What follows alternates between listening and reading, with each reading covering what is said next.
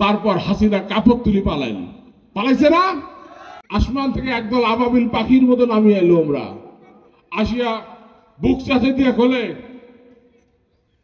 বুকে আমার দারুণ ঝড়, বুক পেতেছে গুলি কর। এই বাংলাদেশ হাসিনা 41 সাল পর্যন্ত থাকবে এটা শুনছিলাম না?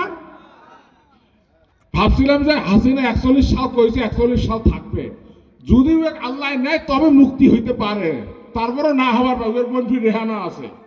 ভাবছিলাম, এটাই তো ভাবছিলাম। কিন্তু আসমান থেকে আমাদের কিশোরেরা, আসমান থেকে একদল আবাবিল পাখির মতো নামিয়ে এলো। আমরা আসিয়া বুক চাচে দিয়ে খোলে, বুকে আমার দারুণ ঝড়, বুক পেতেছে গুলি কর। তারপর হাসিনা কাপড় তুলি পালাইছে না?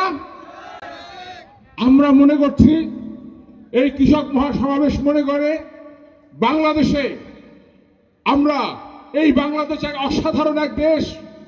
আমরা 9 মাসে দেশ স্বাধীন করি। আমরা 16 বছরের স্বৈর শাসনকে 22 দিনের লড়াই দিয়ে আমরা তাকে উৎখাত করতে পারি।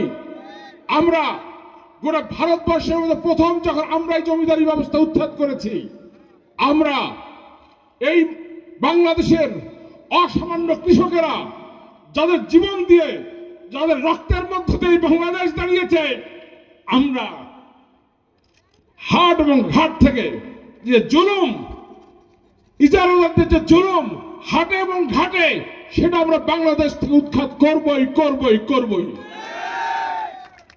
যতদিন না আমরা চিলমারি কৃষক মহাসমাবেশের পর বাংলাদেশের যে 4টা কোণা আছে, উত্তরবঙ্গ কৃষক মহাসমাবেশ হয়ে গেল, আমরা দক্ষিণ পূর্ব যশোর ঝিনাইদহ ওখানে আমরা মহাসমাবেশ করব, আমরা চট্টগ্রামে মহাসমাবেশ করব, আমরা সুনামগঞ্জে কৃষক মহাসমাবেশ করব, তারপর ঢাকা শহর ঘেরাও করে আমরা সরকারকে বাধ্য করব আমাদের যে 12 দফা দাবি আছে, এই 12 দফা দাবি মানতে। আমরা সরকারকে বলেছি, এতগুলো কৃষি কমিশন হয়েছে, ভূমি সংস্কার কমিশন হয় নাই। কত কমিশন হয়েছে, ভূমি এবং কৃষি কমিশন হয় নাই। এই কৃষি কমিশন করতে হবে। যতদিন না হবে ততদিন আমাদের লড়াই চলবে। আপনারা সেই লড়াইয়ের সাথে থাকবেন। আমাদের অন্যান্য বক্তারা কথা বলবেন, তাদের বক্তব্য শুনবেন। ইনকিলাব জিন্দাবাদ।